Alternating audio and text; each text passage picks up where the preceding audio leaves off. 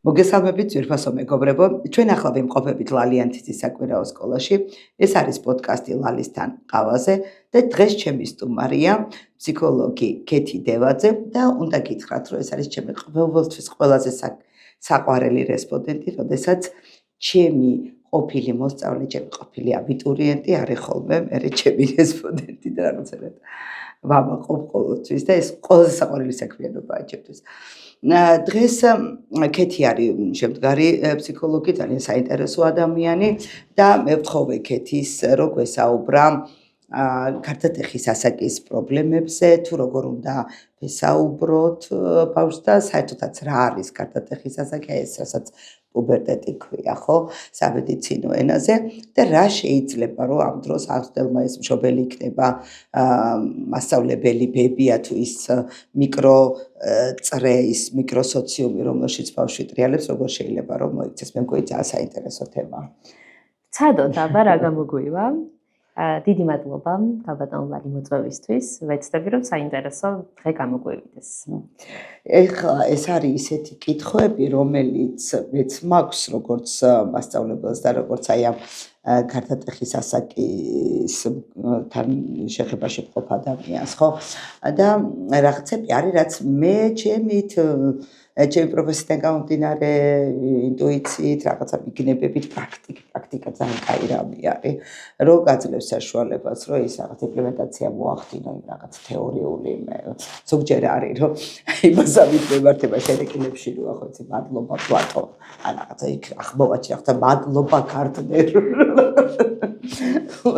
ზუსტად ეგეთ რაღაცები მემართება ხოლმე, იმიტომ რომ ძალიან შეიარაღებული უნდა იყო თეორიულადაც და ადამიანური რესურსები ხო საერთოდ ამ უწურავი და ქონდეს, რომ ბავშვთან სრულყოფილი ურთიერთობა შეძლო. და ერთ-ერთი ყველაზე მნიშვნელოვანი ამბავი არის რაღაცა პატარა ისა რაც აღმოვაჩინე, ყველაზე მნიშვნელოვანი არის გარდატეხის ასაკისთვის აი ეს აღიარების მომენტი, როდესაც ბავშვი, ოღონდ აღიარება ძალიან კარგად სხვა არხები აქვს, თუმცა გულწრფელობას გწნობენ ამათთან, ამათ ვერაფერს ვერ გამოაბარებ. და როცა აღმოვაჩინე ეს რომ ეს მისი პოზიტიური თვისებების აღიარება, იმისი დანახვა და აი ამ პოზიტივზე ჩაჭერა ისე კარგად მუშაობს, რომ მე თვითონაც მოწონთ თავისთავი ამ როლში. მაგრამ სანამ ამ დეტალებზე გადავალთ, კეთი, რა მინდა იცი, ზოგადად რომ განმარტოთ რა არის გარდატეხის ასაკი და რომელი წლებიდან იწყება. ჯერ ამით დავიწყოთ და მერე გადავიდეთ. ხო, გარდატეხის ასაკის ყველა მშობელს ეშინია ხოლმე. პირველივე წლებიდან, როცა შვილი გაუჩნდება, ემზადებიან ხოლმე, რომ აი გარდატეხის ასაკი როგორი იქნება. ხანდახან ეს შიშები არც თუ საფუძვლოა ნამდვილად, იმიტომ რომ ეს არის კრიზისული ასაკი, თუმცა ჩვენ სხვადასხვა კრიზისს გავდივართ, ეს არ არის ერთადერთი კრიზისი, კი ქვია გარდატეხის ასაკი და თითქოს სხვა მეტი გარდატეხა არ ხდება ჩვენ ცხოვრებაში. დაბადების სტრესგან ვიცით ნამდვილად ეს ერთ-ერთი კრიზისული პერიოდია ჩვენ ცხოვრებაში, მანამდე რამდენიმე უკვე გადალახული გვაქვს წესით, შესაბამისად ნახეთ კრიზისული პერიოდია, ხო? და კრიზისი არის ძალიან დადებითი რამ. კრიზისი თუ არ მოხდა, არ არის და არ გადაიჭრა ეს კრიზისი, რა თქმა უნდა, განვითარებაც არ მოვა. და რაც უფრო მცირე დროში დიდი განვითარება და ცვლილებები ხდება, კრიზისი სახეზე არის, უფრო დიდი არის კრიზისი, გამკლავებასთანაც ასე თუ ისე შეიძლება უფრო მეტი სირთულე იყოს, როდესაც ცვლილება ბევრი არის, იმიტომ რომ ადაპტაციისთვის გვჭირდება უფრო მეტი რესურსი და დრო. შესაბამისად, სწორედ აი ეს შეიძლება იყოს გარდატეხის ასაკი, პუბერტატი, როდესაც ერთდროულად სხვადასხვა სფეროში განვიცდით ცვლილებებს. რა თქმა უნდა, დაბადებიდან ვითარდება ბავშვი, ხო, ეს არ არის მხოლოდ პირველი ცვლილება. ფაქტობრივად ერთ-ერთი ბოლო დიდი ცვლილება არის, ხო, კოგნიტური განვითარებით თუ შევხედავ. 3-4 წლის ასაკშია კიდევ ერთ-ერთი ნამდვილად და აი ბევრი პარალელი დაგვჭირდება ჩვენ, იმიტომ რომ ძალიან გავს, ხო, უბრალოდ აი ამ ასაკში თითქოს აი ჩვენ გვიპირისპირდებას დასრულებს და მაგიტომ უფრო ვხედავთ ხოლმე და გვეშინია, თორემ მანამდეც არც თუ ისე პატარა კრიზისები გადაგვიტანია, ხო, განსაკუთრებით თუნდაც 3 წლის კრიზისი ძალიან მტკივნეული არის ხოლმე, ხო, ბავშვისთვის და მშობლისთვის.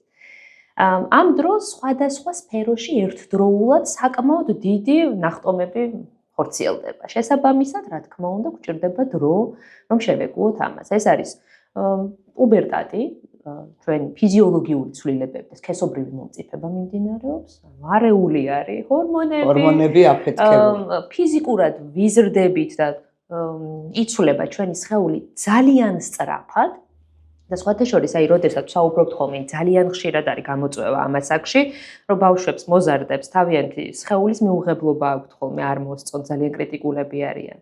და რომ დავფიქრდეთ, ხო, მოდის დასრული ადამიანები 1-2 კილოს რომ მოვიმატებთ ხოლმე და სარკეში ჩვენ თავს ვერ ვეგუებით. ხო, ეს მე არ ვარ, ხო? ან 1-2 ნაოჭი რო შეგვემატება და ვაიმე, ეს რა და მემართა, ხო? სვლილებებს რა რთულად ვეგუებით, ხო, საკუთარ თავს და წარმოიდგინეთ, ეს ბავშვები ყოველ თვე სარკეში ფაქტობრივად ახალ სახეს და სხეულს ხედავენ. და იწყებენ ადაპტაციას, რომ შევეგუები, რომ ეს მე მგონი მე გოგონებს ფორმები ეცვლება. დიახ. დავიწყებთ ადაპტაცია შეგუებას და კიდევ შევიცვალე. ანუ ვიყურები სარკეში და ეს მე არ ვარ. მართლა უცნობი ადამიანია ფაქტობრივად, ხო? ვერ ვეგუები ცვლილებებს, იმიტომ კი არა, რომ ცუდია. ანუ გაუცხოება ხდება საკუთარ თავს. კი, დრო მჭირდება, რომ შევეგუო, იმიტომ რომ ძალიან მცირე ხანში, ცოტა ხანი რო ახლობელის ბავშვები რო არ ვნახოთ, ხო, 2 თვის წინ თუ არ მინახავ, შეიძლება ვერ ვიცნო. ხმა შემეცვალა. ჰიგიენის წესები შემეცვალა, აბსოლუტურად სხვანაირად სუნი მაქვს, სხვანაირად გამოვიყურები, სხვა ხმა მაქვს. გუდება განწყობაზე აღარ გადაყავ ჯერჯერობით, ხო? ანუ ამას რო შევეგუო, რომ სარკეში რო ვიყურები, ეს მე ვარ, ხმა რომ ესმის, ეს ჩემი ხმა, ეს ტლანქი, გარეგნობა, ხო? ეს რო უკიდურები რო გამეზარდა ჯერ უფრო მეტად, ვიდრე სხეულის სხვა ნაწილები, ეს რო მოვირგო და შევეგუო, დრო მჭირდება, ხო? ჯერ ეს მე არ ვარ. ვიღაცა სხვა არის, ხო? ამიტომ მიუღებლობა მაქვს და ამიტომაც ხო რაღაცა ასე ვთქვათ, კონფლიქტები მაქვს სხეულთან, ხო? თუ ეს გაზრდა ასე ვთქვათ, კიდევ უფრო ესეთია, ხო? რადიკალური, კიდევ უფრო მეტი პრობლემა ასე ვთქვათ ჭვალებში, ხო? უფრო რთულად ვეგუები. თუ ცოტა უფრო დიდ პერიოდში, ხანგრძლივ პერიოდში უფრო ნელ-ნელა გავიზარდე, ნელ-ნელა შევიცვალე. შეიძლება მოვასწარი ადაპტაცია, შესაბამისად თითქოს უმტკივნეულოდ გავიდა ჩემი სხეულთან ურთიერთობა და სხეულის აღქმა. მოგეთ, ხო, ეს გარეგნობით ვიცვლებით, ჰორმონალური ცვლილებები, სქესობრივი მომწიფება იწყება, ფსიქოემოციური ცვლილებები მიდის, სოციალური ცვლილებები მიდის და ერთ-ერთი მთავარი ახლა როგორც ფსიქოლოგმა რო გავაკეთო აქცენტი და ჩემთვის საინტერესო სფერო იქნება კოგნიტური ცვლილებები, ანუ შემეცნებითი უნარები, მაქვს ძალიან ბევრი და ახალი. მაგალითად ფორმალურ ოპერაციულ დონეზე გადადიხარ. ნამდვილად პიაჟეს თეორიას თუ გავყვებით, უკვე ფორმალური ოპერაციების სტადია არის. ეს იმას ნიშნავს, რომ ახლა უკვე შემიძლია ისეთ რაღაცებზე ვიფიქრო, გავქაჩო. ჩემი ფიქრები, რასაც ვერ ვხედავ, რაც არ არსებობს. ვერ ვეხები, ხო? დავიწყო აბსტრაქტული აზროვნება, ფილოსოფიური აზროვნება, ეგზისტენციალური საკითხი. ნამდვილად რატომ ვარსებობს საერთოდ, ხო? რატომ გავჩნდი, რა არის სიკვდილი, რა არის სიცოცხლე, რა არის ღალატი, რა არის სიყვარული. მაგ კითხვებს ძალიან ადრე ცვამენ ბავშვები. მაგრამ მანამდე არ აქვს უნარი, რომ ამას გაახვნენ. ეს გაახო. მაგალითად თუნდაც ახლა ის რა სიკვდილი რომ ავიღოთ, ხო? შეიძლება მცირე ასაკში გამოსცადა კიდეც, ხო? ბავშვმა ახლობლის დანაკარგი. და ძალიან რთულადაც შეიძლება გადაიტანა, მაგრამ სიკვდილი რა არის? რადგან არ არსებობს, ვერ ხედავს. არ შეუძლია, რომ ეს ხანგრძლივად გაყვეს ამაზე ფიქრს. და მოდი, ქალბატონარი, თქვენ რო გკითხოთ, ახლა ამ შეკითხვებზე პასუხი გააქვთ? წარმოიდგინეთ, უცებ თუ აღმოვაჩერო ეს შეკითხვები დამიტრიალდა თავში, რომელზეც ჩვენს სიცოცხლის ბოლომდე ვერ პოულობთ ფაქტობრივად, ხო, პასუხებს. რა თქმა უნდა, ეს ძალიან რთული არის, ხო? და ერთ-ერთი ასეთი შეკითხვა არის სწორედ მე ვინ ვარ, ხო? მანამდე თუ დაახლოებით 11 წლამდე თუ მაკმაყოფილებდა ის, რომ დედა თუ მეუბნებოდა, რომ ლამაზი გოგო ხარ, მამა თუ მეუბნებოდა, რომ რა ყოჩაღი შვილი მყავს, მასწავლებელი თუ მეუბნებოდა, თუნდაც სულელი ხარ და ამას ვიჯერებდი, ასე ვთქვათ, პირდაპირ ვიღებდი, ხო? ვირეკლამდი, ასე ვთქვათ, ამ ყველაფერს. ახლა უკვე ვიმკვიდრებ. ახლა უკვე შემიძლია მე ამაზე, ეს დასკვნები თავად მინდა რომ გამოვიტანო. ანუ ცარიელია ჩემი დაფა, მოდი ასე ვთქვათ, ხო? ჩემი დაფა ამ წუთას ცარიელია. თავიდან უნდა აღმოვაჩინო ვინ ვარ მე. რაც ალბათ ძალიან რთულია, ხო? რთული არა, მაგრამ ხანგრძლივი პროცესი არის. და სწორედ ამიტომ სხვათა შორის შევამჩნევთ, რომ ამ პერიოდში მოზარდები რაღაც ეშმაკობენ იმით, რომ მარტივ პასუხს პოულობენ ხოლმე ვინ ვარ მეზე. გარკვეულ სუბჯგუფებში ერთიანდებიან, სადაც ვიცი ზუსტად პასუხი, რომ მე ეს ვარ, რა თქმა უნდა ეს რეალური არ არის, ხო? აი მაგალითად გავწევრიანი რაღაც აი მუსიკალურ დაჯგუფებაში და პასუხი იდენტობის ძებნის პროცესი. დიახ, და მე თუ აი ამათი წევრი ვარ, აი ამ დაჯგუფების, ვისაც აი ესენი მოსწოთ, ამათ ვერ იტანენ, ასე იწმევენ, ასეთი მუსიკალური გემოვნება აქვს, ასე სწავლობენ და აქტიურდება. მიკუცნებულობა ეს ერთი და მეორე არის, რომ მარტივი პასუხია ვინ ვარ მე. რა თქმა უნდა, არა რეალური პასუხი არის, ხო, იმიტომ რომ მე თუ თქვენ შემოგიერთდებით, არ ნიშნავს, რომ მე ზუსტად ასეთი ვარ, ხო? მაგრამ აი ამ ქაოსში თითქოს მარტივად აღმოაჩინე საკუთარი თავი. ბევრი წვალება კი არ დამჭირდა, რომ დავაკვირდე საკუთარ თავს, სხვებს, ჩემზე რას ფიქრობენ, გამოვცადო თავი, კი არა. მე ასეთი ვარ, ამას ვერ ვიტან, ისინი მტრები არიან ჩემი, ესენი ჩემი მეგობრებიან. მარტივად აღმოვაჩინე თავი და სწორედ ამიტომ არის ამ პერიოდში ეს დაჯგუფებებში, სუბკულტურებში გაერთიანება ასეთი პოპულარული, ხო? თუმცა, რა თქმა უნდა, არარეალისტური არის, ხო? ამაში საკუთარ თავს რეალურად ვერ და აღმოვაჩენ. ერთგვარად საფრთხეებიც არის. გაჩნია რა ცენტრს მოძებნის, ხო? ნამდვილად არის და შეიძლება გავხდე ესეთ დაჯგუფების წევრი და პასუხები ვიპოვო კი ვინ ვარ, მაგრამ ეს იყოს სახიფათო, ხო? ჩემთვის, გარემოსთვის, ჩემი განვითარებისთვის და ასე შემდეგ. თუმცა ნუ ამით იხსნება, ასე ვთქვათ, ის რომ აი იმიტომ ეძებენ ხოლმე რადიკალურები მაგასაკში. ნამდვილად, იმიტომ რომ მე კი არ ვიცი რომ ასეთი ვარ. მე აი ამ ჯგუფში გავწევრიანდი და გავიგე რომ ასეთი ვყოფილვარ. მარტივად ვიეშმაკე, ხო, რომ აი უცებ გავიგე პასუხი, ხო, ვიდრე აი ესეთი და ეს ყველაფერი რომელი წლიდან იწყება? ძალიან ინდივიდუალურია, თუმცა მაინც მოდი ასე ვთქვათ, კოგნიტური სიმწიფე დაახლოებით 11 წლიდან იწყება ხოლმე. ჩვენ ვხედავთ კიდეც რომ პუბერტადი ეს სქესობრივი მომწიფება ძალიან გაახალგაზრდავებულია, განსაკუთრებით გოგონებთან ვხედავთ. მასობა მერვე 8 წლის ბავშვებთან უკვე გამოხატულია. კი, ნამდვილად ასე არის. ნუ თუ შევხედავთ ამას, ეს ენდოკრინოლოგების სფერო არის, მაგრამ რა თქმა უნდა, სასურველია, რომ ჩვენი განვითარება სხვადასხვა სფეროში მეტნაკლებად ერთიანად პარალელურად მიმდინარეობს, ხო? თუნდაც მაგალითად, აი ცოტა მოზარდობას რო გავცდეთ და პირიქით ცოტა უფრო ადრეულ ასაკში გადავიდეთ, აი მშობლებს რომ მოსწონთ ხოლმე, რომ აი ამდენი უცხო ენა იცის ბავშვმა, მათემატიკას ასე აი წინასწარ დაეუფლა სანამ სკოლაში შევიდო და აი ესეც შეუძლია იქაც დაამყავს, ესეც გამოსდის და ასე შემდეგ. თუნდაც ის რომ კოგნიტურმა განვითარებამ გაუსლო სოციალურს, ფიზიკურს, სხვადასხვა, ეს არ ნიშნავს, რომ კარგი არის. ამ ასაკში. თუ ეს მეტნაკლებად პარალელურად არ მიმდინარეობს ყველა სფეროს განვითარება, მაგიტომ ვუნდერკინდი ბავშვები მერე შეიძლება ჩვეულებრივი ლუზერები იყვნენ, ხო? დიახ და აი ჩემი კუთხით რო შევხედოთ როგორც ფსიქოთერაპევტმა, გეტყვით რომ ძალიან ხშირად სხვადასხვა ფსიქოემოციური სირთულით მოყავთ ხოლმე ბავშვები, აქვთ ფსიქოსომატური ჩივილები, ფსიქოსომატურ ჩივილებს ვეძახით, როდესაც ფიზიკური ჩივილები მაქვს, ხო, რაღაც ტკივილები მაქვს, ან რაღაც ჩივილი მაქვს, თავის ტკივილები, გულის ფრიალი, მუცლის ტკივილი. დიახ, რომელსაც არ აქვს სამედიცინო ახსნა, ხო, დავყავს ექიმთან და არაფერი სჭირს ბავშვს, შეიძლება იყოს ფსიქოსომატური, მაგრამ უშვებენ ხოლმე ჩვენთან ექიმები. ხშირად სოციალური სირთულეები, ხო, აი ვერ დავიმკვიდრე თავი, იმიტომ რომ აი თეთრი ყვავი ვარ, ხო, ამ გუნდში, სხვანაირი ვარ აქ, ხო? ეს მაინც და მაინც კარგს არ ნიშნავს. ცხადია რომ ხედავთ რომ ბავშვმა გაუსწრო განვითარებას, ამას ჩვენ უკან ვერ დავაბრუნებთ, მაგრამ ამის წახალისება არ არის სასურველი. შეიძლება მოგწონს კი რომ აი კარგად გამოსდის, ბევრს იღებს თავის თავზე, ჭკვიანია და ასე შემდეგ, მაგრამ არ ნიშნავს ეს იმას, რომ შეუძლია ბავშვს გაუმკლავდეს. მხოლოდ კოგნიტურად შეუძლია, სხვა რაღაცებში ვერ, ხო? კარგი, მოკლედ შევჩერდით იმაზე, რომ ამ ასაკში იწყება ეგრეთ წოდებული ფილოსოფიური აზროვნება და ჩდება შეკითხვა ვინ ვარ მე, ხო, ერთ-ერთი შეკითხვა.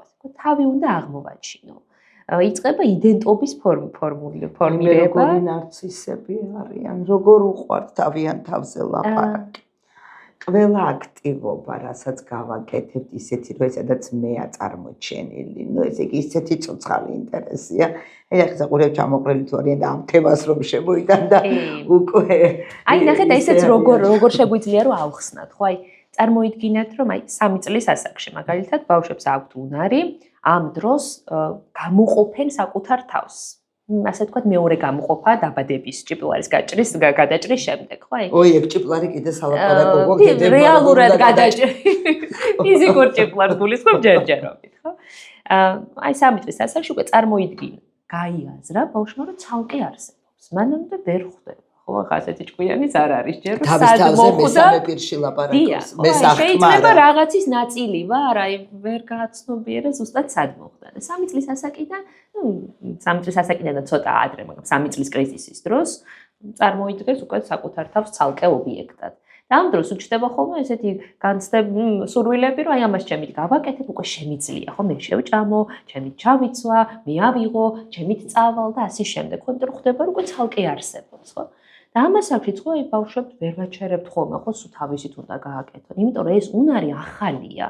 რაღაც ახალს რო აღმოაჩე, პირველად რო გამოგივა, ხო, რომ ვეღარ ჩერდები. ჩემით თავით უნდა რომ მაგრამ ეს არ ნიშნავს, რომ 17 წლის ასაკშიც უნდა რომ თავისით, ხო, შეიძლება ურჩევნია რომ დედამ გაუკეთოს, იმიტომ რომ უკვე ეზარება, ხო. ანუ აქაც გარდატეხის ასაკში, როცა ნებისმიერ ასაკში, როდესაც უნარი ახალია, ვერ ვჩერდებით, ვერ ვძღებით, ხო, აი გამომივიდე, გავქაჩე, ხო? აი რა საოცარი აქამდე ვერ ვფიქრობდი ამაზე, ხო? აქამდე არ გამომდიოდა და ახლა შემიძლია ეს აბსტრაქტული აზროვნება, შემიძლია ჰიპოთეტური აზროვნება შევძელი და აღფრთოვანებული ვარ, ხო? აი მომწონს. ეს ხო, ეს იმას ნიშნავს, რომ აი ახლა ვეღარ ვჩერდები, სულ მინდა რომ ეს ვაკეთო. და ზუსტად ამიტომაც ხო აი მათ ინტერესში ეს არის, რომ აი ახალი რაღაცა არის. და ამ ახალი რაღაც უნარის სანამ გამიჯდება, სანამ კარგად დავეუფლები ამ უნარს, რა თქმა უნდა, ვარჯიშობ და ტესტავ. და ეს იმას ნიშნავს, რომ შეცდომებსაც უშვებ. ხო, ხანდახან ზედმეტი მომივა. აი პირველად რომ შევამჩნიე ის, რომ მაგალითად ჩემი მშობელი ყოვლის შემძლე და ყოვლის ცოდნი არ არის. მანამდე მეგონა რომ იყო, ხო? აი პატარა ბავშვებს რომ მოусმინოთ, ხო, რომ აი დედა ჩემს კითხავ, ხო, იმან იცის, აი მამა ჩემმა ასე თქვა და მორჩა, ხო, ეს კითხვითი ნიშანი აღარ ისმება იქ, ხო? ინსტანციის ჭეშმარიტების ბოლო ინსტანცია. კი, და აი ჩემთან თუ არის არაფრის არ მეშინია, ხო, აი ყოვლის მცოდნე, ყოვლის შემძლე უსაფრთხოების გარანტია არის, კლასიკურად ეხა ცხადია ნორმალურ პირობებში. და როცა შეამჩნევს პირველად რომ შეიძლება არ არის ასე და ეს მართალიც არის, ხო? რა თქმა უნდა, არ არის ყოვლის ცოდნე და ყოვლის შემძლე.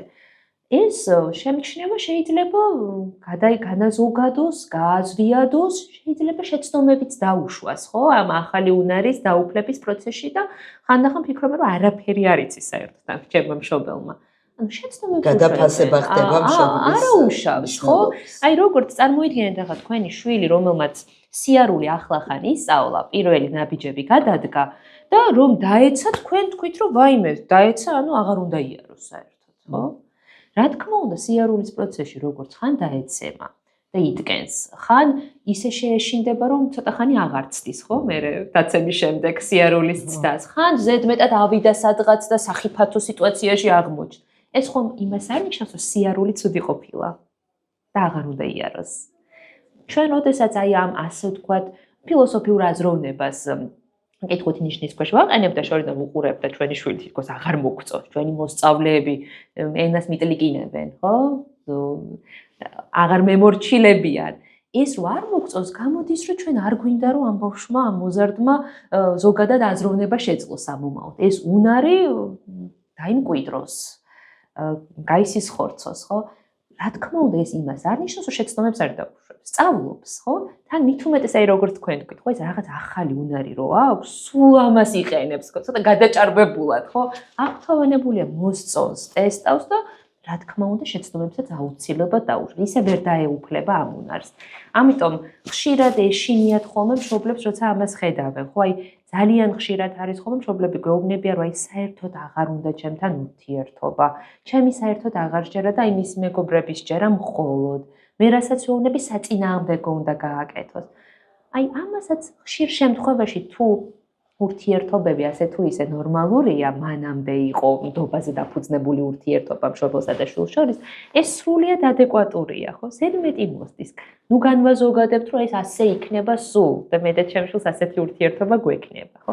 აი ახლა რაღაც გადაჭარბებით მოსდის, მაგრამ მე ნელ-ნელა ამ უნარს დაეუფლება და უკვე ეს იქნება, ასე ვთქვათ, ნორმალური ურთიერთობა. თუმცა რა თქმა უნდა ამ დროს მშობლის სწორი ჩართულობა და რეაგირება ძალიან მნიშვნელოვანია. რადგან ჩვენ თუ მოზარდს ვაჩვენეთ ის, რომ მისი ზრდა ეს არის პრობლემა. თავადაც ხშირად ამას ამჩნევენ ბავშვები, მათთვისაც პრობლემაა ხოლმე, ხო? ეს ცვლილებების ეშინიათ, ყველას გვეშინია. სარკისებურად ირეკლავენ გარემოსკაც და როგორც ხედავ შენ ისინი, შენ როგორც უყურებ იმას არ ჭირდება რაღაცა ვერბალურ მასში ჩამოსხმა.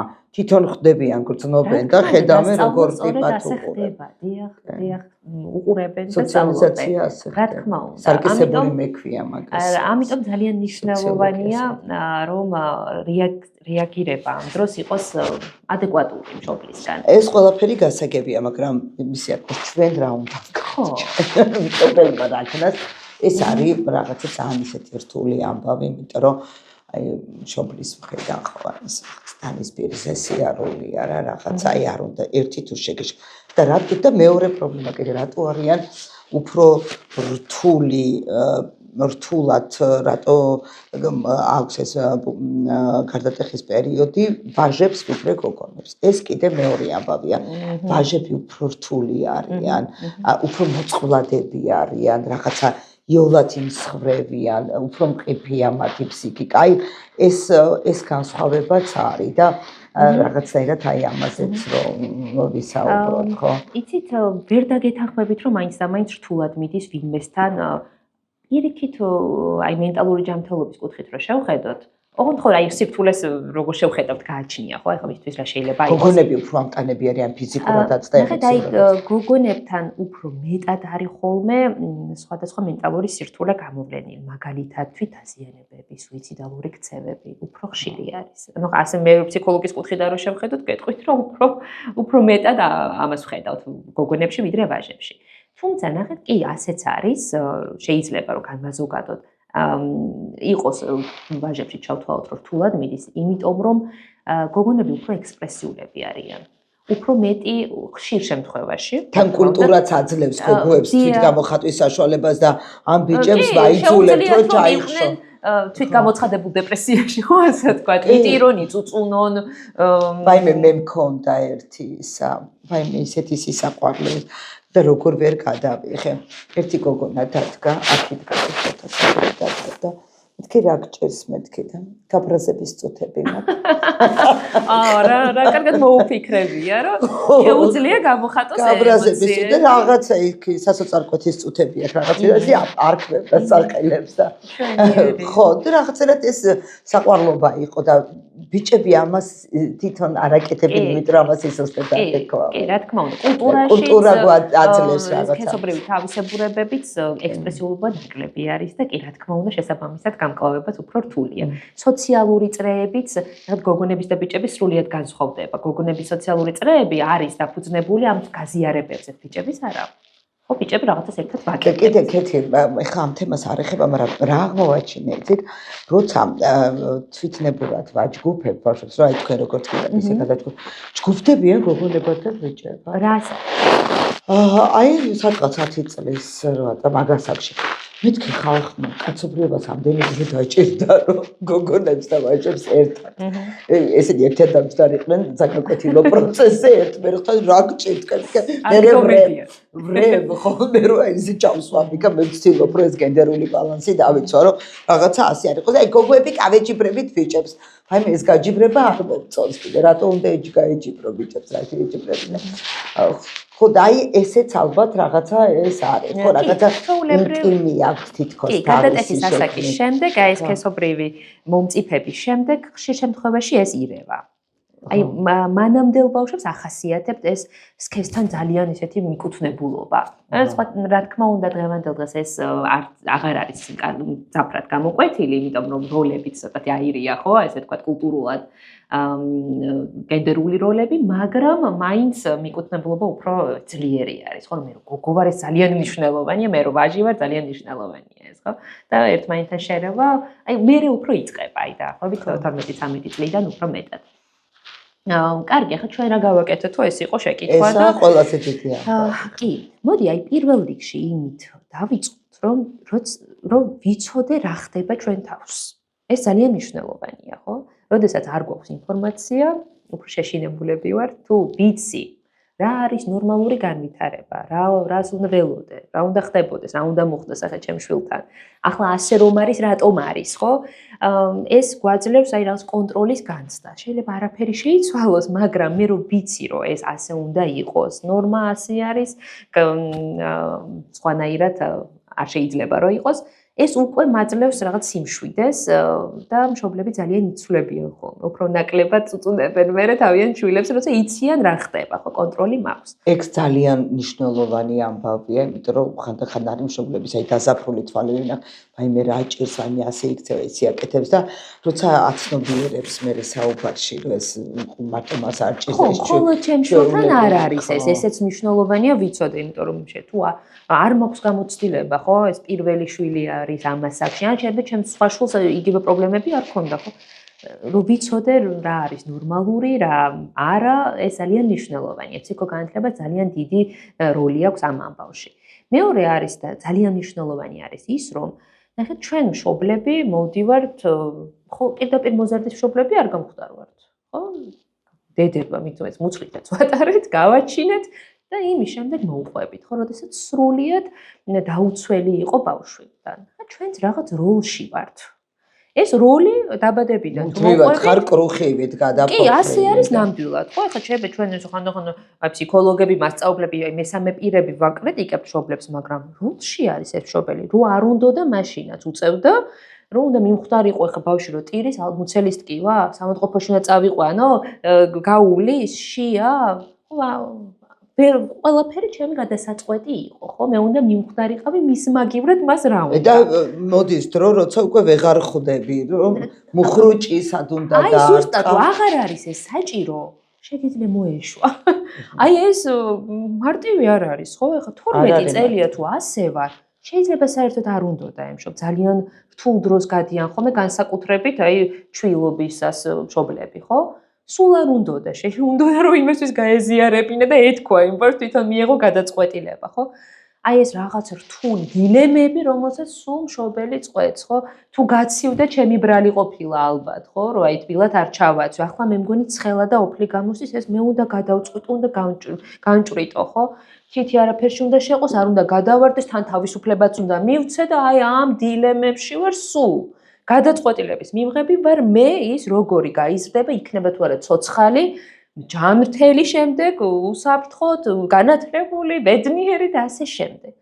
და უცებ მე უნდა მივხვდე რატომღაც, ხო? ყველანაირი სიგნალის გარეშე არავინ არ მეტყვის, ჩემით უნდა მივხვდე, რომ შეგიძლია მოეშვა და დაანებო ამ ბავშვს თავი. თვითონ ხდება ცივა, ცხელა, შია, ვისე მეგობროს, ამას უკვე თვითონ ხდება. აი ამის გაანალიზება არც ისე მარტივია, იმიტომ რომ ისევ ადაპტაციას რომ მივაძებთ, ხანდახან ეს ჰიპერმზრუნველობა, აი ეს ტოტალური გავლენის სინამდვილეში, იმიტომ კი არ არიან ძალიან მზრუნველები, რომ ზრუნავენ, არამედ იმიტომ რომ მათი იურისდიქციაში ყავდეთ შვილები და ეს ძალიან დიდი პრობლემა არის, ესე მშობლებს ძალიან ხანდახან ჭირდება ესე გარედან რაღაცა საკუთარი თავის დანახვა და შემოლაწუნება, ცუდი გაგებით კი არა და რაღაცა დონეზე რა დანახვება, გაანალიზება, ხო? ჩემი ქცევის გაანალიზება გჭირდება. რომ ეს უბრალოდ ზრუნვა კი აღარ არის, უკვე ტოტალური კონტროლის მოთხოვნილება და უკვე ასიანებ კი არა და ერევი მის ცხოვრებაში და ანგრე. კი, ნამდვილად ასე არის. და ესე იგი დედას შეუძლია რომ ეს ყველაფერი გააკეთოს ძალიან და ერთსა და იმავე დროს, აი როგორი ის არის ხო პარადოქსული, რომ დედა არის ყველაფრის მიმცემი და ზუსტად ამ თავისი ყველაფრის მიმცემობით შეუძლია რომ ადამიანი დაანგრიოს და რა რთული ამბავია უშუალეთის დაჭერა. კი, ნამდვილად რთულია, ეს მშობლებისთვისაც გარდატეხის ასაკია, ხო, კრიზისული ასაკი არის. შეიძლება არანაკლებ ვიდრე იმ ბავშვისა, რომელშიც აი ეს რიგი ცვლილებები. ხო, კიდე მშობელი რა ასაკშია, კიდე ეგეც მოსაკითხია და მისი ამბებია. კი, ასევე რომელი შვილი არის რიგითობით, ხო, ეს გარდატეხის ასაკში ყოფი ბავშვი და ასე შემდეგ.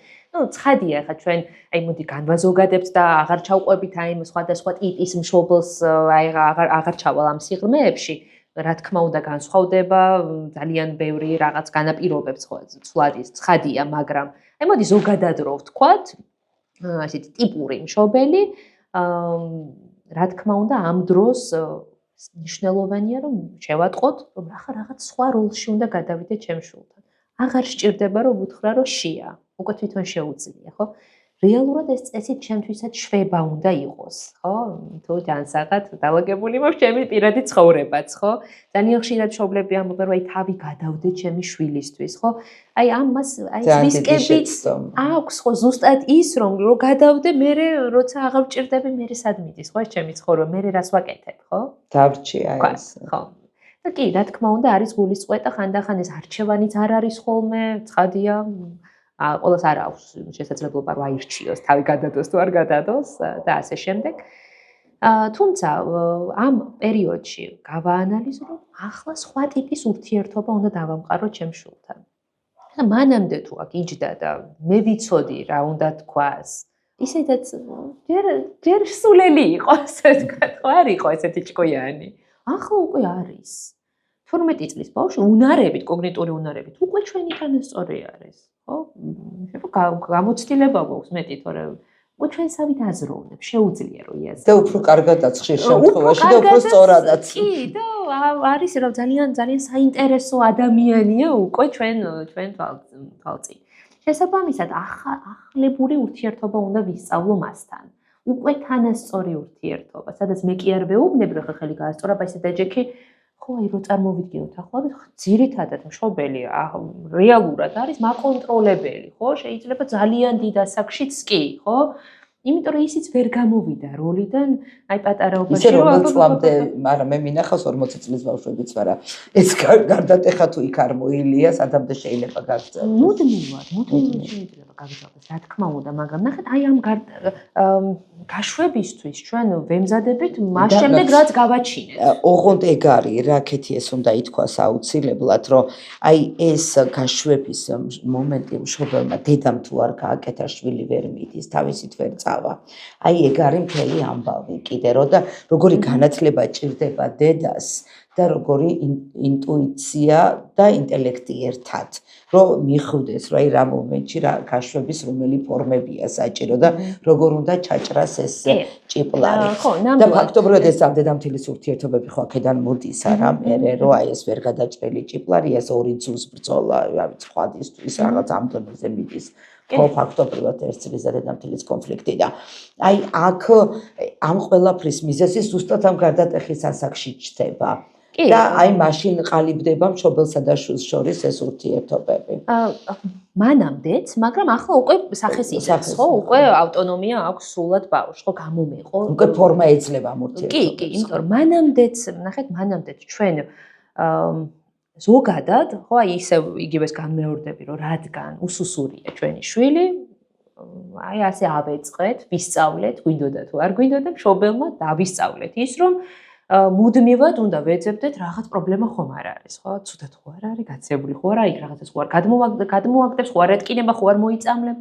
აი ასე გადაეწყო ჩვენი ტვინი, ისედაც ჩვენ რა თქმა უნდა პრობლემების მომგვარებელი აზროვნება გვაქვს, გასაგები, მაგრამ მშობელს კიდევ უფრო მეტად, იმიტომ რომ ჩემზე არის, პასუხისმგებლობა ჩემზე არის, და დედას კიდევ უფრო. დედას კიდევ უფრო მეტად. შესაბამისად, ნახეთ, როდესაც ჩვენ ხედავთ ბავშვს და რაღაც ისე არ მიდის, ხო, თუნდაც ბავშვი რაღაცას გვიყვება. მაგალითად, სკოლიდან მოიტანა ამბავი, რომ აი მეგობარი წაეჩხუბა. ანუ ჩვენ უკვე ავტომატურად ეს ამბავი აღვიქვით ასე, რომ მომიტანა ამოცანა, რომელიც უნდა ამოუხსნა.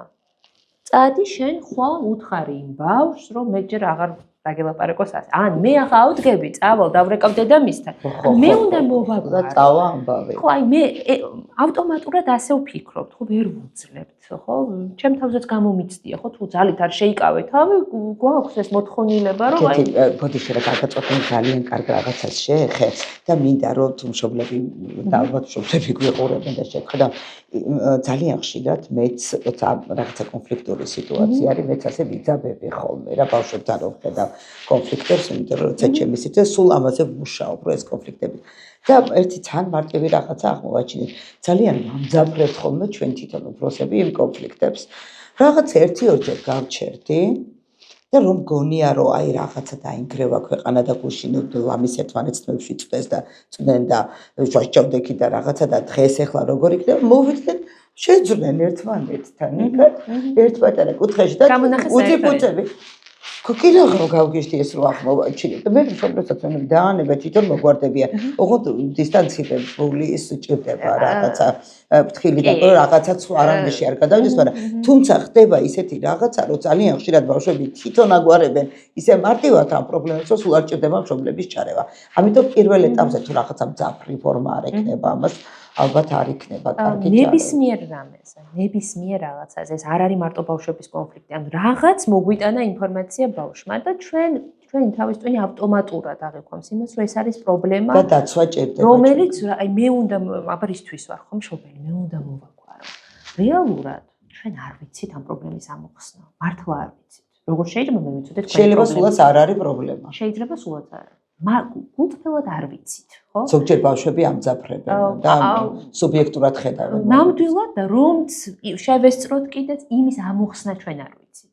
ხო, აი რა არის, სწორი არ ვიცით, იმიტომ რომ ჩვენ იმას აქში არ ვართ, იმის ადგილას არ ვართ. ჩვენ იმას კარგად არ ვიცით. და მათი ურთიერთობის ფორმას არ ვიცით. ხო, აი ხო ყველას გვახსენდება. ყველა სადაც აი ბავშვობაში იყო თქვა კლასში, ჩვენთან თუ არა, ჩემს მეგობართან, სადაც მშობელი ჩაერია და უარესი რა თქმა დაბრუნდა ის კლასში უარესად დააბულინგეს მერე კი ვითომ მოუგვარა ბოდიში მოახდევინეს მაგრამ უარესად და ასე შენ მასწავლებელთან ჩაერდა ის მასწავლებელმა ამოიჩემა მერე ეს ბავშვი და თავში სახლელად დარჩა ამ ბავშვს დედამისის მოგვარებული საქმე მართლა არ ვიცით ჩვენ ამ ამბის მოგვარება თან ნახეთ მე რომ მოგიგვარებთ ახლა თქვენ მე სახლში ვარ ჩემთვის ვარ ჩემი ცხოვრებით თქვენ უნდა დაბრუნდეთ იქ იმ გარემოში და ეს გადაწყვეტილება თუ მოგვარება სწორი იყო თუ არა სწორი თქვენ უნდა იწვნიოთ შესაბამისად, ნახეთ, არა ეთიკურით, მორალურით არის, რომ მე ვიყო აქ გადაწყვეტილების მიმღები.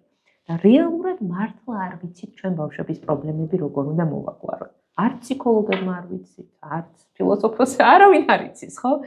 იმ ბავშვის გარდა, იმიტომ რომ თუნდაც არასწორად რომ მოაგვაროს ეს პრობლემა, ბჭყალებში მოდი არასწორად, ხო ვიღო?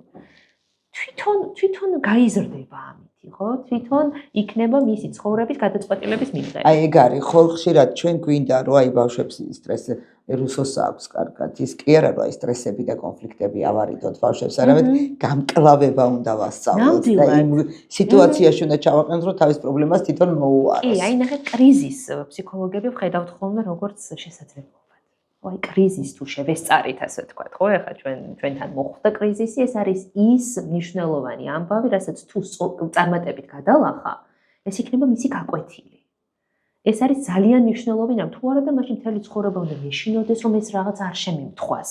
და თუ შემემთქვა და გადალახე წარმატებით, ანუ გავიზარდე. აღარ მეშინია უკვე ამისი, ხო? ვისწავლე, გავიზარდე. ეს ძალიან მნიშვნელოვანი კრიზისი თუ არ მოვიდა, ვერ განვითარდები, ხო? შესაბამისად, ნახეთ, ახლა მშობლის როლი რა არის? ძალიან რთულია, ახლა წარმოგიდგენთ 2+2 რო ხსნი და 1 საათი ტვინს იჭყლეთ და მე ვიცი პასუხი. ხო, 4 და არა და უყურებ როგორ იტანჯები და ხსნი, ხო, მინდა რომ გითხრა 4-ია. მაგრამ თუ მე გითხარი ეს ვერასოდეს ვერ მიხვდები, ხო, თავად რომ ეს 4 არის, ხო, ვერ ისწავლი ამას. ანუ მე თუ ჩავერია ამაში და ჩემებურად, თან სუბიექტურად ვაზროვნებ ყველა ადამიანი. აუცილებლად რაც არ უნდა იყოს, ამას ვერ გავექცევით, ხო? ჩვენივე გამოცდილებებით, ჩემი პრიზმით ვიყურები მხოლოდ, ხო? ამას თუ მე ჩემი გადმოსახედიდან მოგიგვარებთ, ერთი რა არის? ეს არ იქნება თქვენთვის გაკვეთილი, ბავშვისთვის გაკვეთილი. ვერ განაზოგა, ვერ გაიზარდა ამ კრიზისში. ხო, ამ კრიზისის გადალახვაში ვერ გაიზარდა. ყველა ჩაიარა ამ კრიზისმა, ასე ვთქვათ, მის ცხოვრებაში, თუნდაც ასე ვთქვათ, სწორად მოვუგვარე, ხო, დაემთხვა და მეორე არის ის, რომ ნახეთ, ავტონომიას ვართმევ. ანუ თვითონ ხედავს, რომ რაღაც რო ხდება, აი და ძალიან ხშირად არის ხოლმე, რომ აი იგივე კვალა მიწამართვა ბავშვმა, ხო? კლასელმა და დედასთან დედამითხარ, რომ მე რამდენჯერ გართმევს. სხვა დროს აი აღარ წაართმევინო, აი წადი და დაიბრუნე ის კალ. ნახეთ, ისედაც ბავშვი ნახეთ მიდის და აი რამდენად მისი მე ჩამოვშალეთ, ხო? იქაც მისი გადაწყვეტილებით კი ვერ აგვარებს ამ კონფლიქტს, იმიტომ რომ მე მოვიდეს და დედას პასუხი გასცეს, რომ ის ძლიერია. და ხშირ შემთხვევაში იმ მშობლები, ვინც ესე ვერევით, აი ის არ გაატანინო, პასუხი დაუბრუნე და აი აქედან მენეჯმენტებთ ამ ყველაფერს. მე რითით ეს მშობლები რითი მოყავთ ხოლმე ბავშვები ჩვენთან? სხვების გავლენის ქვეშ ექცევა მარტივად. თვითშეფასება დაბალია. რატო? საწავიდა ხო იმის რომ თვითონ ვერ მოაგვარა. მე როგორც მშობელმა თუ დაგიმორჩილე. მე რაც მინდა ის გაგაკეთებიეთ. თქვენ ცხოვრებაზე კონტროლი ვერ იგზენი როგორც ბავშვმა. მე ვაგვარებ, ჩემი საცეცები მაქვს მანდ. რა თქმა უნდა, მე სხვისი გავლენის ქვეშაც ისევე თვით შეფასება არ ვიგექნება დაბალი, მე იქნება ესეთი სამოშლილი ვიღაცა ხან ცოლი, ხან სიდედრე. ანუ აი უფრო პატარაობაში ხო შევაშინოთ მშობლები, მოდი ვთქვათ რომ შეიძლება მოხდეს რაღაც დაჯგუფები, რაღაც წრეებში, სადაც ვიღაცა რაღაცას გააკეთებიებს, ისევე წარმატებით როგორც მშობელი ვაკეთებინებ და ბრმად ასე ვთქვათ იმორჩილებ, ხო? კიდე არის ერთი აი ესეთი გავრცელებული ფორმა ურთიერთობებისა, განსაკუთრებით მამები ამბობენ, აი შენ პირველად არ დაარტყა, მაგრამ თუ დაგარტყამენ, ან თუ ცუდად მოგექცევიან, შენ უპასუხე. ეხლა ამაზე ისე მიჭირს ხოლმე რა, აქ მშობლებთან ამ იმაში გაყოლა, რომ აი არგუმენტები, ხან ისე მიუტრიალე, ხან ასე მოუტრიალე, რა არგუმენტი უნდა, რატო არ უნდა გააკეთოს ასე მშობელმა და რატო არ უნდა თქვას ეს. პირველი არის ის, რომ ბავშვს ამითი ვეუბნებით, რომ სამყარო არის საფრთხეებით სავსე და ყველა მთელი სამყარო შენ დაჩაგვრას ცდილობს და აბა შენიცი დაიცავე თავი. მაშინ როცა ბავშვს შეუძლია, რომ ამ სამყაროსთან იყოს ღია, გახსნილი, არ ჩათვალოს, რომ მის კლასში მისი მტრებია, გარშემო მტრებია, ახვევია. შენ როცა ამას ეუბნები, რომ თავი დავიცავი, ამით ირიბად ეუბნები, რომ შენ მტრების გარემოცვაში. კი, ვამზადებ სწორედ ამ მომენტში. ფაქტობრივად სამყაროს უმხედრებ. ეს არ არის ის უბრალოდ, რომ რაღაც მომენტში თავი დაიცვას, კი არა. პიროვნებას ამხედრებს სამყაროს წინააღმდეგ და სამყარო იმდენად დიდია და ამას ხო ხედავს ეს ბავშვი, რომ მარტო ვერ მოერევა ამ უზარმაზარ სამყაროს და უკვე ისრისება. ამ ერთი წინ დაუხედავი ფრაზით. არა და როგორი ის არის, იცით, მშობლები როგორ გეუბნებიან აი ესეთი სახით, არა როგორ გიკეთება თვითონ კი არ უნდა დაარტყას, მაგრამ აი თუ დაარტყეს რა არ უნდა უპასუხო.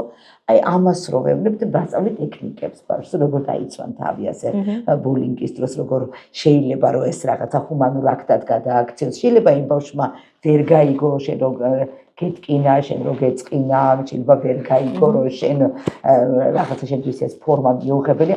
ვცდილობ რომ რაღაცა ამ კუთხიდან დავანახო, მაგრამ ცოტა უჭირთ ეგოს ტრანსფორმაცია, ანუ საკუთარი თავიდან გასვლა და სხვა ადამიანის და საკუთარი თავის დანახვა. ნუ მოკლედ ეს არის ერთ-ერთი ყველაზე დიდი პრობლემა, მაგრამ ეს თავარი ის კი არ არის, რომ ეს ბავშვის პრობლემაა. თავარი აღმოჩნდა, რომ ის არის, რომ ეს არის მშობელზე გავლით ხდება ბავშვის პრობლემა. ამ ამბავს რითი უშველოთ რაღაცა დამეხმარე ახლა არგუმენტების მოძიებაში თუ რატო არ უნდა გააკეთოს ეს ბავშვმა. თან ერთი რაღაცაც კიდე რომ ნახეთ როგორ ბავშვი ვერ ხვდება რომელი არის თქვათ მისი დაჩაგვრა ხო ძალიან ზოგადი ცნებაა. თუ ცუდად შემომხედავ. ხო. ცუდად შემომხედავ და აბა ისე რატო უნდა შემოიხედა? აი ხო ჩათხრიშა. ხო ის ქვია ეს უკვე მის დაჩაგვრათ აღიქვა ან რაღაცა ჩემს ნათქვამზე გაეცინა. ეს კიდე ცალკე ამბავია.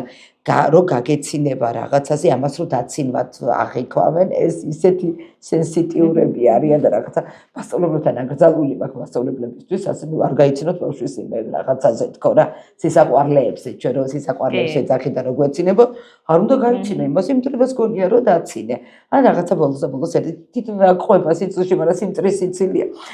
ხო და მას გონია რომ ეს რაღაცა თავის დაცვის ამბავი. ნუ მოკლედ ამ ამბავზე რაღაცა ორი სიტყვით უნდა მითხრა, იმიტომ რომ ძალიან ჭირდება ჩვენ საზოგადოებას და მშობლებს განსაკუთრებით. ხო, აი რა ძალიან ბევრი არგუმენტი მითხარით ისედაც თქვენს და მოდი შეიძლება ერთადერთი ის დავამატო, რომ ძალადობის ციკლი არსებობს, ხო, რომელიც თუ არ გავარღვიეთ, აუცილებლად დატრიალდება და ისევ ჩვენთან მოვა ეს ციკლი. ჩვენ ფაქტობრივად ბავშვს ვასწავლით ძალადობას. თავშივე გამოვრიცხავთ იმას, რომ შეგვიძლია ინტელექტუალურად მოვაგვაროთ რომ თავშივე გამოვრიცხავთ. და კიდე ერთი არგუმენტი, არ ჭირდება ამის თქმა, თუ გეჩხუბება შენ თეჩქო, იმიტომ რომ ეს ინსტინქტში გვაქვს. ამას შენ კიდეც რო არ უთხრა, მაინც აკეთებს, ხო, ახლა რო დაგარტყავენ ინსტინქტურად შეუბრუნებ ხელს, ხო? ხო, ისედაც არ ჭირდება. პირიქით აღზრდა ხო ისაა, რომ ჩვენ ამათ ჰუმანისტებად ვაქცევთ თუ რა ქვია, ადამიანებად უნდა აღზარდოთ, ხო? არ ვაღვივებთ ამას, პირიქით. ის ცხოველური ინსტინქტური რაც არის, იმის დათრგუნვა არის ადამიანობა, თორე ეს ინსტინქტი ისედაც გვაქვს თავდაცვის. კი, ნამდვილად ასეთ. აი, მოდი ამას გავცეთ პასუხი, აი წინა შეკითხვაზე პასუხით, რომ აბა მაშინ რა უნდა გააკეთოს მშობელმა, ხო? და ძალიან მტკივნეულია რომ უყურებ ჩვენი შვილი რომ იჩაგრებო, ძალიან რო წვალობს, რო აწყენინეს და სხვა, ხო? აი ჩვენ კი არა სხვა. ხო, აი ძალიან რთული საყურებელია ნამდვილად, ხო? მტკივნეულია ძალიან და გვინდა რომ რაღაც გავაბას ხო იქნები, ხო? აი ის დაგურეკობის რა გავაკეთო და რა თქმა უნდა, არ არის მშობელი ეს გადატრენინგებული, ხო? რომ აი ამ დროს სწორი არის ეს, ხო? არც მე არ ვიცი. ხო ჩვენთან რომ მოყავთ ხოლმე ბავშვები ხშირად ასეთი რაც პრობლემატური საკითხით არ ვიცით ხო ეს ჩემი ცხოვრება რა ბრძენი ხო არა ფსიქოლოგი რომ აი ამ დროს ეს კონკრეტულ სიტუაციას ყველა სიტუაციას აქვს რაღაცა თავისებური მახასიათებლები. ისევ დაუბრუნდები იმას რომ მხოლოდ მე ვიცი ჩემი პრობლემის ამოხსნა მხოლოდ მე ხო სწორად ამოხსნათ და არასწორი ამოხსნათ ხო ასე თქვა ჭყალებში ვითომ და თვითონ ბავშვები უფრო პოულობენ გამოსავალს აი აბა მე რა გავაკეთო ხო რა თქმა უნდა ესე ბავშვი ჯუნგლებში არ გავუშვებთ უმეთვალყურეოდ ხო აი ამას ვეძახით ხოლმე შორიახლოს ყოფნა ხან აი პულსზე ხელის დადებს სხვადასხვა ტერმინი არსებობს ხო აი პატარაობიდან ჩვენ წესით აი უნდა მივაჩვიოთ ბავშვს ამას რომ აი ესეთი ეპითეტს გამოვიყენებ ხო აი პარკში ვასეირნებთ თითქოს ბავშვს და ხელმოკიდებული კი არ არის, ოდნა ვაძლევთ უფლებას, რომ წინ გაიქცეს. ოღონდ ჩვენ უნდა ხედავთ. თუ წაიქცევა, ჩვენ შორიახლოს უნდა ვიყოთ, ჩვენ უნდა შევამოწმოთ, ხო? ამას ახლა ეპითეტურად ვამბობ, შევამოწმოთ. ხომ ყველაფერი რიგზე არის. თუ ჩვენი ჩარევაა საჭირო, გავამხნევოთ, რომ მე აქ ვარ ვაჩვენო, ხო? მაგრამ ბალიშები არ დაუდო, ხო? მუხლებზე რომ აბა უნდა წაიქცეს და დავიჭირო, ხო? უნდა აი ბჭყალებში შორიახლოს ყოფნა არის ძალიან მნიშვნელოვანი. იზრდება ბავშვი და ისევ ხედავთ რომ ჩვენ შორიახლოს ვართ. აი თქვენ კონფლიქტების მოგვარებაზე ახსენეთ, ხო? რომ თქვათ, ხო არ უშვებთ ბავშვს ახლა ჩვენ არც აი შორიახლოს ვრჩებით, ხო? აი თვალყურს ვადევნებთ რომ რაიმეში არ გადაიზარდოს და ჩვენ გვინახავს, ხო, ძალიან სერიოზული კონფლიქტები შემდგომ. მაგრამ ეს ძალიან დიდი კონფლიქტები უცებ არსაიდან ციდან არ ვარდება. ზუსტად ეს არის რომ მშობელი, მასწავლებელი, სკოლა ვერ ხდება, ვერ იაზრებს იქ რა დუხს და ხო ამის ხო სულ სხვა რაღაცაზე. იმას ყოველთვის აქ ნიშნები, სანამ იქამდე მივა ნიშანი ყოველთვის არის იქვე არის და ხო, და ამას გულით ჩვენ შორიახლოს ვრჩებით. აბა რას აკეთებს იმ წუთად მშობელი?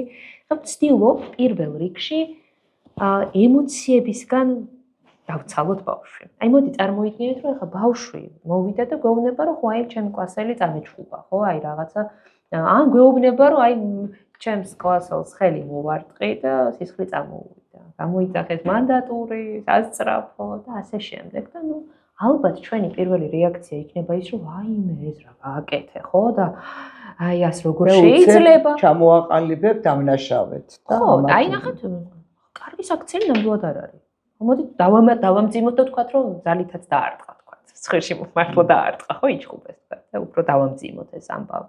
მაგრამ ნახეთ მე რო ვიყო ეს ბავშვი და სკოლაში ვარ, დავარტყე ჩემს კლასელს, სისხლი დავინახე. ჩვეულებრივ ბავშვები რისიც ყველაზე მეტად ეშინია იმას ფიქრობენ, ხო არ მოკვდა, ხო არ დამიჭერენ, ხო რაღაც არ ვიცი, ხო რაღაც საერთოდ სისულელეს.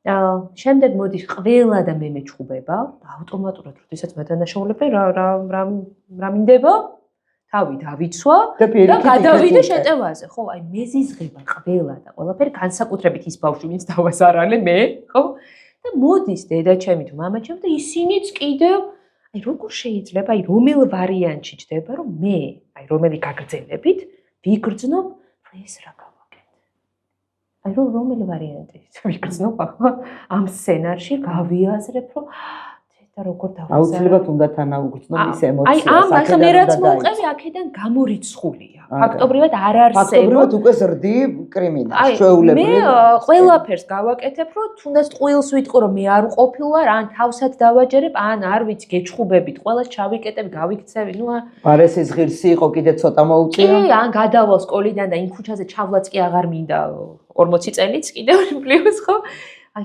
ტრაუმა მექცა შეიძლება ნუ ერთ-ერთი პატარა რამ რაც შეიძლება ყოფილიყო კრიზის თუ გადავლახავთ წარმატებულად შეიძლება ყოფილიყო ჩემი გაზრდა პიროვნული ხო და ეხლა რა შეიძლება ამ დროს გავაკეთო ცუდად მოიქცა ეს ბავშვი მოდი ესე ვთქვათ ხო თავზე ხელს ვერ გადაусმევთ იმიტომ რომ აიმე არის ნერვიულოსო ხო ჩემმა შვილმა სხვათა შორის ასეც იქცევიან მშობლები ხშირ შემთხვევაში რომ აიმე ჩემმა შვილმა არის ნერვიულოს ახლა ხო გვეცოდება ხა ამ განცდებისთვის შენ არ გინდოდა ხო?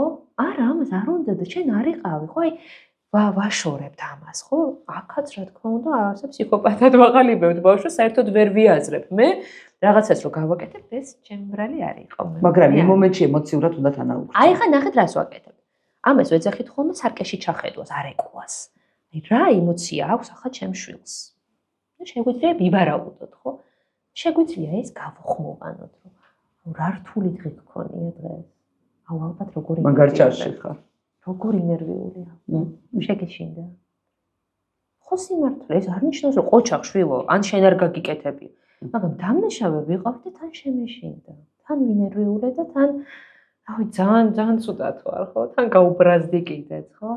ხო, მაქვს უფლება რომ ეს ორივე ემოცია ერთად გქონდა. თან უბრალოდ ეს ემოციები მქონდა და თან დამნაშავეც იყო. დამნაშავები როგორც ეს ქარბურბალა ემოციების უფრო მეტი არის და უფრო ჩახლართული არის, ხო, ვიდრე მართალი რო ვარ, ხო?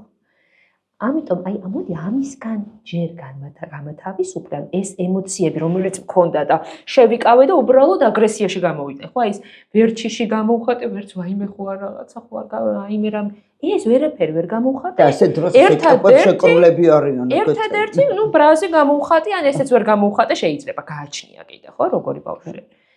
და მოდი აი იმ ემოციებისგან, ასეთი მძიმე ემოციებისგან, ხო, აი ესეთი ბევრი ექნებოდა ინტენსიური უფრო სწორად ემოციებისგან საშუალებას თუ მომცემ რომ განვიცადო, გავთავისუფლე, შევიგრძნო, რაც აღმოცენ და ის განვიცადო, ხო? თუ აი, ნახეთ, ემოციის განცდას აქვს, ასე ვთქვათ, სამი წახნაგი, მოდი ასე ვთქვათ. შევამჩნიო. საერთოდ დავაკვირდე, რომ ხარ რაღაცა ვიგრძენი. სახელი დავარქვა, გამოვიცნო რომელი ემოცია და გამოვხატო. ნახე, მე უკვე აი ამ რაღაც სარკეში ჩახედვით. სახელების დარქვა, ემოციების სახელები. გამიხარდა მეწყინას იქეთ ვერ მიდიან გავგიჟდი. სახელებს ეს კიდე ცალკე თემაა. აი, მაგრამ ამით ნახეთ, თვითდაკვირვება დავაწყებე. შეიძლება მე ვერც კი გამოვიცანი რა იგრძნო, ხო, ახლა რა ვიცი, შეიძლება სხვა რაღაც იქნება. თვითდაკვირვება ხო დავაწყებინე უკვე, აი და თუ გამოვიცანი კი არა სახელით დავურქვი უკვე, ხო, აი უკვე აი ეს ჯაჭვი ამუშავდა, ხო, შეიძლება დაიწყოს ტირილი, რომ არ მინდო და თუ აი უკვე ნახეთ შანსი მივეცით ბავშვს განიცადოს რაც მოხდა, ხო? მართლა რომელი ემოციებიც აღმოუჩენ და ის და არა ყველაფერი ერთად და აგრესიაში, ხო? ანუ ფაქტობრივად აი ეს აგრესია რაში გამოიხატებით, რომ აი რაც ვიგრძენი ის დავმალე, სირაქლე მასავით, ხოლოდ ბრაზი გამოვხატე. ანუ რაც იყო იმას თვალი ვერ გავუსწორე. არა და ისინი უფრო მტკივნეული ემოციებია ვიდრე ბრაზი. ხო, აი სირცხვილი, შიში, დანაშაული, ის უფრო მტკივნეულად მწეობის განცდა. ხო, უფრო მტკივნეული. იმის განცდას უფრო მარტივი რომ ვიყურებ და გავუბრაზდებ. ეს მარტივად გამოსახატი ემოცია არის უფრო მეტად. ამიტომ რეალურად გავითავისე და ვიცალე, აი კარგად რო იტირებ და ესე რო ხარ, ხო, აი ესე განიცადა ამ ბავშვს. ამის მერე მოდი დავიწყოთ, რომ როგორ შეიძლება ეს მოაგვარო. მე რა სიგრძნობდა ნეტა ის ბავშვი, ხო? აი რა შეიძლება, აი მასთან ერთად, მოდი აი ხელი ვკრათ, უბიძგოთ, რომ დაიწყოს გამოსავლის ძიება. და ისევ მოდი გამეორდეთ, რომ ჩვენ არ ვიცით სწორი რა იქნება. შეიძლება თქვას, რომ მოდი დავრეკავთ ბოდიშმო. შეიძლება იცის, რომ ეს არ არის. მოდი ყვავილებს ვაჩუქებ ხვალ თქვათ. ან არ ვიცით, ხო? ჩვენ არ ვიცით რა არის. მათი არც წინარე ურთიერთობები ვიცით. არც ვიცით რაზე დაარტყა რეალურად. არც ვიცით მათ რა ტკივათ ხოლმე, ხო? რაზე წამოეგებიან ხოლმე, ხო? ერთ არ ვიცით, მართლა არ ვიცით. სხვა თაობა ვარ და იგივე თაობაც რო ვიყოთ, მაინც ინდივიდები ვართ და არ ვიცით, ხო? ამიტომ ნახეთ, აი ამით ემოციისგან გავათავისუფლებთ და დიდი ალბათობით ეს ამბავი ტრამვულ გამოცდილებად, აი რო ამბობენ ხოლმე კომპლექსები აქვს, ხო, ხალხად ეს სწორი ტერმინი არ არის, მაგრამ ნუ რასაც ვეძახით ხო. ასე ვთქვათ, ეს კომპლექსი აღარ იქნება, ხო? თორე შეიძლება ეს ბავშვი ისე შემძულდეს და რის გამო შემძულდა ის ბავშვება? გავლახე და კიდე მძულს. ხო, აი გადავედი სკოლიდან, აღარ მივანი სკოლაში ხვალიდან და ვარ შეიძლება 50 წლის კაცი ვიყო და იმ ქუჩაზე ჩავლა რაღაცა გული ამით ამაში. და ამითი, ხო, ამითი პირიქით საკუთარ თავს ვდრგუნავთ ნაცვლად იმისა, რომ მოვინელოთ ეს სტრესი და. და აი ის არის ითვლება ეს მოდი სარკეში ჩახედვა რომ დავარქვათ, ხო, ის ყველაფერზე შეგვიძლია გავაკეთოთ, რომ აი ახლა რომელი ემოცია აქვს ჩემს შვილს, რომ აი დაიცალოს ამ ემოციისაგან, განიცადოს რეალურად, შეიგრძნოს ის ემოცია, რომელიც დაბლოკილი ქონდა, ვერც კი შეამჩნია, ან შესაძლებლობა არ მიეცა, ან ინტელექტით არ ეყოდეს, უნარები არ ეყო, ხო, პატარა თუ არის, უნარებიც არ აქვს ამ ემოციური რეგულაციის, ხო, თვითრეგულირება. და მშობელი, როდესაც რაციონალურად გაანალიზებინებს ამას, ეს არის ყველაზე მაგარი თვითონ მიხვდება, რომ რაციონალიზაცია როგორ აგვარებს ამ ემოციური პრობლემებს და კი, ესეც არის. მშობელიც რო პანიკაში არ ვარდება და წილკს. კი, ნამდვილად ეს მომენტიც მუშაობს. ერთი რაღაცა უსასრულობამდე, რაღაცა ძალიან საინტერესო თემა. ალბათ ჩვენ გვაქვს დრო ერთი რაღაცა კიდე რომ კი როგორ არა აბა. მოდი ერთი რამ არის რაც კიდე ვფიქრობ რა მოზარდობისას ძალიან მნიშვნელოვანია. იმიტომ რომ ამ დროს იდენტობა რო ყალიბდება, ხეთ ვაკვირდებით, აღმოვაჩენთ ამ დროს და ისედაც აზროვნების იმ ეტაპზე ვართ უკვე მისული, რომ ვამჩნევთ რომ მიმღებლობა არის პირობითი. ნახეთ მაგალითად მე იმასთან იმიტომ მეგობრობ რომ ერთსა და იმავე ბენს უსმენთ. იმ ბიჭს იმიტომ მოვწონვა რომ ლამაზი ვარ. მასწავლებელს იმიტომ მოვწონვა რომ კარგად ვსწავლობ და ხვალ თუ აღარ ვისწავლის მასწავლებლიც შეიცვალა ჩემ მიმართ, ხო? ანუ პირობებზე არის დამოკიდებული მე ვარ მიღებული თუ არა, უყვარ ვარ, მოვწონვარ თუ არა. და ეს ასეც არის, ხო, ფაქტობრივად. და როცა ამას აღმოაჩენენ ბავშვები, თითქოს აი ნახეთ სჭირდება გარანტია, რომ ყველაფერი რომ შემეშალოს. აღარც კარგი მოსწავლე რო არ ვიყო. რომ დავუშნო. უბრალოდ მე ვარ. რომ შემეშალოს და ხო შემეშლება ამჩნევს, ხო იგივე იმას შეეშალა მე ერთმანეთს შეცდომებს მაგიტომაც ვერ პატიობენ, ხო, იმიტომ რომ ეშინია თავიანთი შეცდომების, ხო და იმიტომ. და რომ მეშინია რომ აი რამე რომ დამემართოს, ამ გარანტია მჭირდება რომ რაღაც ბაზისურად ვიღაცასთან მიღებული ვიქნები. ისეთი როგორიც ვარ, თუნდაც წყალებში ცუდია, ასე ვთქვათ, ხო, შეცდომები არის. რა ვიცი, ცუდი ბავშვი, ხო? რასაც მეძახიან უკვე. და აი სად შეიძლება, აი რა შანსი გვაქვს, რომ ვიყოთ მიღებული თუ არა სახლში, ოჯახში და თუ არა მართლა გულწრფელები რომ ვიყოთ დედის მხრიდან, ხო? იმიტომ რომ ეს ურთიერთობა დედა-შვილობა შედგა იმითი მიმღებლობა, რომ გავაჩინე. ხო, ეს სიყვარული დადგა, იმიტომ რომ გაჩნდა. არა იმიტომ რომ ასეთი თვალები აქვს, უჭკვიანი ყოფილა თუ მე საყვარელი. არა, უბრალოდ უპირობოა დედის სიყვარული. ხო, აი ამ აქტით უბრალოდ მიმღებლობა შედგა. უნდა შედგეს ყოველი შემთხვევაში. ეს არის ერთადერთი შანსი უპირობო სიყვარულის, ხო? დანარჩენი მაინც ყველა ურთიერთობა არის შერჩეული, ხო? აი იმიტომ რომ შესაბამისად თუ დედისგანაც, აი მარტო ამასაკში არა, ამასაკშიც, მაგრამ მანამდეც თუ ბავშვს არ აქვს აი ჩაგონებული, რომ დედის მხრიდან არის უპირობოდ მიღებული. და რითი შეიძლება ეს პირიქით მოხდეს, ხო? მაგალითად აი შენით მაშინ ვიამაყებ თუ ასე ისწავლი. შენ რომ აი ესე უნდა ქნა, ეს უნდა გამოხვიდე შენ აი და იგივე ხდება სკოლაშიც. აი ჯონ ჰოლც აქვს ძალიან კარგი წიგნი, როგორ მარცხდებიან ბავშვები.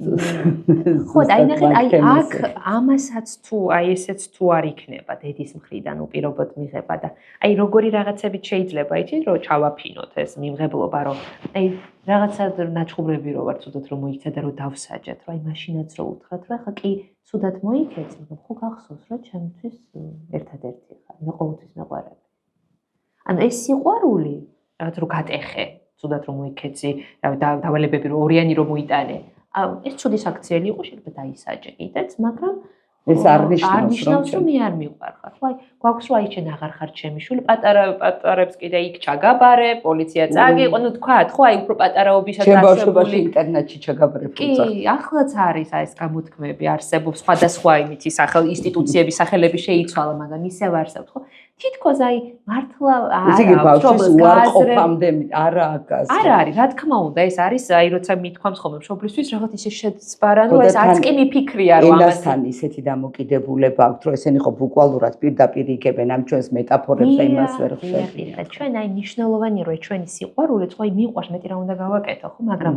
არა აი მნიშვნელოვანია რომ სხვადასხვა წყაროთი ერთი პარალელურად აღიქვას ბავშვმა დაინახოს ვერბალურადაც ქცევითაც ენერგეტიკულადაც უთხრათ კიდეც ხო აი ხო მე საქმით დავამტკიცე შეიძლება ვერ მიხვდა ხო მოდი ვუთხრათ კიდეც ხო განსაკუთრებით ამ დროს როდესაც ისედაც აი ამ უარყოფებს ხედავს ხო აი ძალიან საინტერესოა ხოლმე ფსიქოთერაპიაში ვხედავთ ამას რომ მოზარდები რომ მოდიან ხოლმე ხშირ შემთხვევაში იმდენად ნასწავლი აქვთ რომ იმან უთხრა რომ აი ახლა ცუდი ბავშვი გახდი აი მასწავლებლებს უკვე აღარ მოსწონთ აქამდე სწავლობდა და ახლა საერთოდ აი გადაიყვანეთ სკოლიდან თუ ასე შემდეგ იმდენად უარყოფილია რომ აი აქაც ფსიქოთერაპიაში მიმღებლობა მთავარი ფაქტორია, ისე არ დგება, ხო? ალიანსი უნდა შედგეს, უნდა იყოს მიღებული თერაპიაში კლიენტი და იცით როგორი უცხოარი ხოლმე მისთვის რომ ასეთი ცუდი ბავშვიც მიღებული არის და ხშირ შემთხვევაში ესე არაცნობიერად ტესტავს კიდეც. ანუ სადამდია ზღვარი მისი ხო, ხანდახან თითქოს განზრახ აქაც ცუდად იქცევ, ან რაღაცა ძალიან ცუდი რაღაცა რო ქნა ის მოაქვს, აი განზრახ რო აი ახლაც, ხო? აი ასეთი ცუდი ბავშვი რო ვარ ახლაც. ხო, აი როგორია, იმიტომ რომ არა, წესით აი როცა მეშლება აღარ ვარ კარგი ბავშვი, ხო? ამიტომ ძალიან მნიშვნელოვანია. ამიტომ მას სწორი ის ახლა ეს ყველა მიცის მე მგონი რომ ადამიანს კი არ ვაფასებთ არამედ ქცევაში გადავიტანთ, მაგრამ იმ ქცევის შეფასებასაც კიდე მისი ტექნიკები აქ მარტივიც არა. კი. ხო, ეს მინდოდა რომ რაღაცა ეს ძალიან ბაზისური მშობლობა და არც მასწავლებლობა და მით უმეტეს ამ სამყაროში, როდესაც ღირებულებათა სისტემები რაღაცა ძალიან დაჯახებულია და ძალიან არეულია. ხო, აი რა სულ მაგაზე მეფიქრება, სულ მაგას ვფიქრობ, რომ აი რა ღირებულებებზე უნდა გაზარდო ბავშვი, რაზე უნდა დააფუძნო, სად უნდა გაატარო ეს ლოგიკური ჯაჭვებში და მის ემოციებს შორის კავშირები და ეს არ გვაქვს პასუხი. სამწუხაროდ ჯერ არ გვაქვს პასუხი. და თან როცა გვაქვს ორდონიანი ცნობიერება, ხო, როცა სახში და ადამიანურ დონეზე სხვა ხდება, ღია სოციალურ ურთიერთობებში სხვა ხდება, როცა ეს დაძაბულია პოლიტიკური ფონი და ადამიანები ასე დაპირისპირებულები არიან ერთმანეთთან, ძალიან რთული არის ამ დროს რაღაცაში გაატარო რა ეს თაობა ისე რომ რაღაცნაირად შევინარჩუნოთ მათი ფსიქიკური სიჩქარე. მაგრამ რა არის იცით აი მშობლობა ხო ისედაც ეს ერთადერთი როლი ხო არაა ჩვენი რომ მშობელი ვართ ეს ერთ-ერთი როლი არის ხო ჩვენთან კიდე გადაჭარბებულიც არის ხო ჩვენს კულტურაში მშობლის როლი იალი შესაბამისად ნახეთ არაუშავს რომ შეცდომებს დაუშვებთ ხო აუცილებლად დაუშვებ შეცდომებს აი თავარი ბაზისური ის რომ მე ჩემი შვილი მიყვარს მე ჩემი მოსწავლე მიყვარს ამ შემთხვევაში მასწავლებლებზე თუ ისა აი ნახეთ ეს აუცილებლად დააბალანსებს იმ შეცდომებს რომლებსაც დაუშვებთ ხო და თან თავისუფალი უნდა იყოს მშობელიც და მასწავლებელიც იმიტომ რომ მხოლოდ თავისუფლებაში დაშვებული შეცდომები იქცევა გამოცდილებად თორე სხვა არ იქცევა არასდროს და ხო აი ალბათ ეს სწავლა არ შევაჩეროთ ეს ძალიან მნიშვნელოვანია ძალიან დამაფიქრე ახლა ბევრ რაღაცაზე და ვფიქრობდი გადაწყვეტილი მაქვს რომ რაღაცა დროში ალბათ მოვიცლი მაგისთვის რომ მშობელთა კლუბი მინდა დავაფუძნო და ალბათ გავაკეთებ მაგასაც რომ ძალიან ჭირდებათ ხანდახან მშობლებს შეიძლება თვითონაც ვერ ხვდებოდნენ ისე ჭირდებათ ხოლმე რაღაცა ტიპის თეორიული ცოდნის მიწოდება რომ როგორ შეიძლება ორიენტაცია გააკეთო კეთი ძალიან დიდი მადლობა გონია რომ ძალიან საინტერესო იქნება და ჩვენი მაყურებლისთვის კომენტარები თუ იქნება ძალიან კარგი იქნება ჩვენც უპასუხოთ მაგრამ YouTube-ზე გადის ესე იგი Facebook-ზე იდება მხოლოდ რაღაცა ფრაგმენტი და ლინკი იდება და YouTube-ზე გადადის და YouTube-ზე მე ნაკლებად არის ხოლმე კომენტარები და ძალიან მინდა რომ აი მშობლების კომენტარები მოვისმინო ამ თემასთან დაკავშირებით დაგემშვიდობებით ეს არის პოდკასტი ლალისთან ყავაზე და დღეს ჩემი სტუმარი იყო ქეთი დევაძე